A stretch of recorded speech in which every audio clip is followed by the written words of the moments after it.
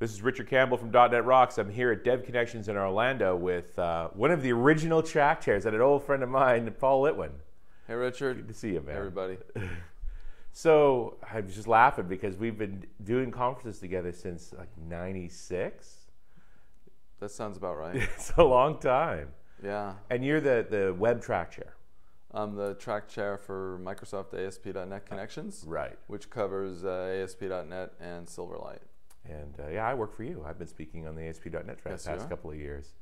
I was sitting in on your talk yesterday. Oh, yeah. From one web server to two. Yeah. It was a good talk, and you had all these devices consuming massive amounts of power. And in fact, I kind of screwed you up because I went a little late, and you you had to set me. everything up, and this table was shaking. It's hard to do a scaling demonstration if you don't have anything to show. Yeah. So it works well together. How's the conference been for you? Conference has been real good. I mean, you know, the economy has everything down a little. Yeah, absolutely. I think attendance is definitely less than in the past conferences. Probably about half of what we had last year here. But you know, people are still filling rooms, and people are still jazzed and getting a lot out of it. Really engaged. I remember we were having conversations last night, and some people say, well, the conference business is gone. His conferences are going away. You know, you keep hearing that. I've been hearing that for years. Yeah, years and years. The conference is obsolete. Conferences can't do it anymore. Everything's going to be online. Everything. But I really value, and I think people here value person-to-person communication. Well, and look at the attendee party last night. Everybody was there. The conversation is constant. There's so much to talk about.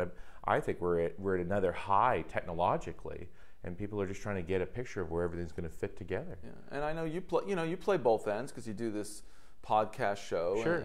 and a lot of these shows, everything's electronic. You put a lot of stuff out. Yeah. But I mean, you still travel the country, right? Constantly traveling. People want to see you. They want to be face to face. You need in person, and I work for an organization, a cancer research organization.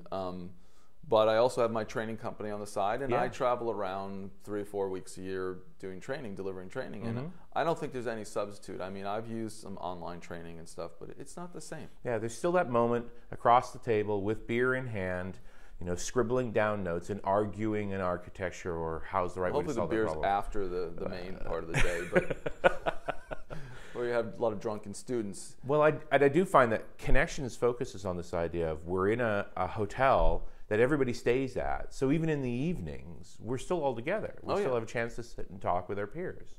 It's just a great model for learning and for really exploring new ways to solve problems. Oh, absolutely. And it's two-way learning, because as a speaker, as conference chair, I'm always learning from attendees and whoever.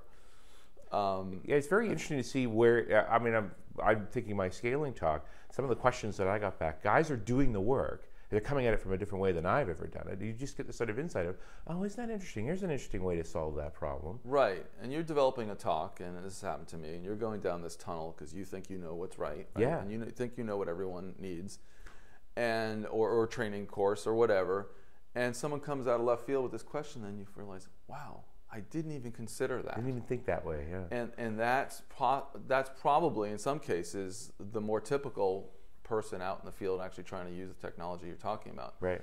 And that shifts your thinking, and then you slowly, I don't know about you, but you know, you give the same talk or new versions of a talk, and you try to encompass these questions and refine it, and it gets better and better. Now, if you did this online only with a one-way thing where you're just pushing, I don't think you get the same effect. You're not going to get the same. You know, it's funny you describe it that way. I came out of that one server to two, the talk you sat in, and with next year's version. From the questions, the particular questions that guys, I said, oh, I would redesign the whole architecture like this because it's sort of the new way that people are looking at these things, and it would teach at a different level. So, wow, we completely influenced by our audience, and while we're influencing them. And yeah, I agree. I don't think there's a two-way street like that anywhere else in this particular form. I also find I was an independent for 11 years, I think, and then I worked for Fred Hutchinson Cancer Research Center in Seattle. And that gave me a new twist too, work from being a consultant, being a trainer on the outside, to being inside an organization and realizing how organizations and people deal with things in corporations and organizations on the inside. And that gave me, I thought, a new viewpoint that I then incorporated into my talks and my articles and my books. That, you know, I mean, one isn't right or wrong. Yeah, I agree, but there's something about owning the code. Yeah. Every day you go to work, the code's still there. Like, I mean, it's very nice as a consultant to drop in for a week and then you're gone. But now that you've been there for quite a few years. Yeah, 5 years now. So there's some stuff you've built that you've been living with for a long time. Oh yeah, and managing other developers, you know, you learn. you know, trying to herd cats, you learn a lot that you didn't when you were a one-person company, sort of loosely associated with others. Yeah, it's very different sort of experience when you can ride out. You know, you're riding off the sunset on Friday versus we're going to be here next week and the week after that.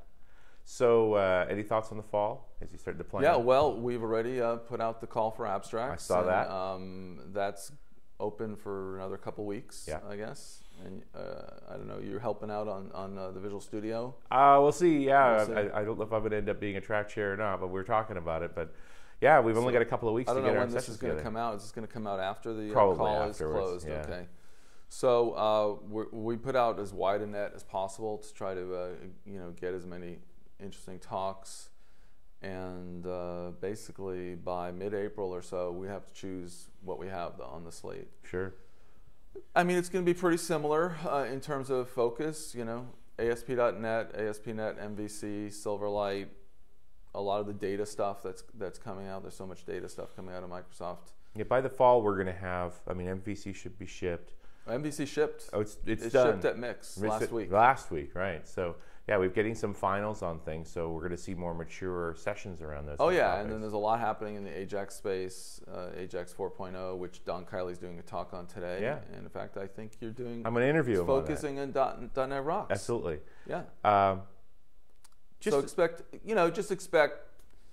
fairly similar lineup to the spring lineup if you go and you look at the spring lineup in terms of the types of talks, but more mature talks, and more towards 2010, Visual Studio 2010, because we're going to be that much closer. Yeah, we're going to be close to it. So we're going to get better details, more refined betas. And for folks who are watching this who think, I'd like to be a speaker, you know, we've dealt with this for years and years, but what are your thoughts on what it takes to get into speaking at Connections these days? It's a good question. You can't, to be honest, we're not just going to take a developer who has no credentials. Sure. No, you know, maybe they're a hotshot developer, think they're the hottest person in the world, but you know, you need to have some experience. You need to be speaking at your local user groups, minimum.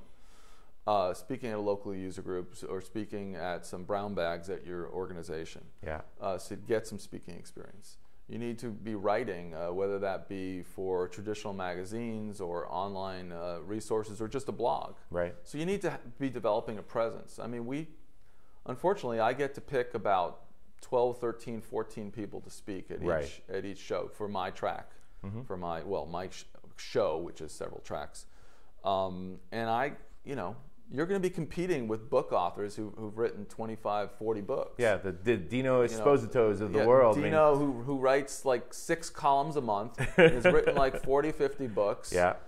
Dave Sussman and Dan Wallin and Steve Walther and such. So, you know, in order to knock one of those guys off, you're going to have pretty good credentials. That doesn't mean it's not possible. Yeah. We have 2 new speakers this time. We have Rachel Appel. It's nice to have another female speaker. Yeah, and I'm always very talented too. Very talented speaker, really smart, funny woman.